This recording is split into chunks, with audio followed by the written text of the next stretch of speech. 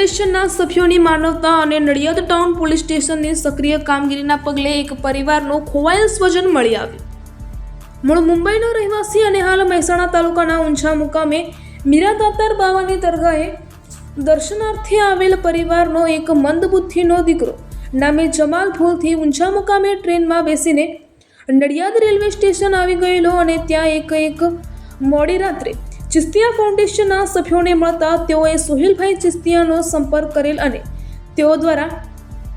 Nadiad town પોલીસના police inspector સાહેબ Shri MB ભરવાડ સાહેબને જાણ કરાતા તેઓએ તાત્કાલિક સી ટીમને સક્રિય કરી આ દીકરાના સગા સંબંધીઓનો સંપર્ક કરી બહુ જ ગણતરીના કલાકોમાં શોધી કાઢી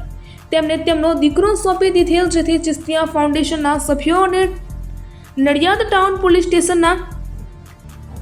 પોલીસ ઇન્સ્પેક્ટર સાહેબ શ્રી MB ભરવાડ સાહેબ અને તેમની સી ટીમના સ્ટાફની કામગીરીએ માનવતા મહેકાવી એક પરિવારને તેનો સ્વજન પરત અપાવ્યો. મારું નામ સોહેલ ચિસ્તિયા છે. અત્યારે અમારા બાજુમાં ઉભેલા જમાલભાઈ જે પ્રોપર બોમ્બેના રહેવાસી છે, 48 કલાક પહેલાં આ ભાઈ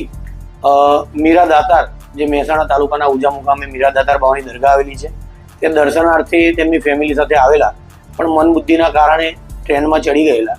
અને ગઈકાલે રાત્રે 12 થી 1 વાગ્યાના સુમારે અમારા ચિસ્તિયા ફાઉન્ડેશનના ગ્રુપ મેમ્બરોના ત્યાં ટ્રેનમાંથી ઉતરીને રસ્તામાં ભટકાતા મળ્યા.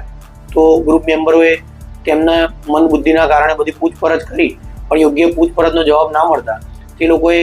રાત્રે તો ગમે તે રીતે ટેકલ કરી લીધા, પણ આજ સવારમાં મને જાણ કરી તો મેં અમારા નડિયાદ ટાઉન પોલીસ સ્ટેશનના PI સાહેબ શ્રી MB ભરવાડ સાહેબને જાણ કરી કે ભાઈ આવો બનાવ બનેલ છે. તો MB ભરવાડ સાહેબે તેમની સી ટીમના આ કામ માટે સતર્ક કરી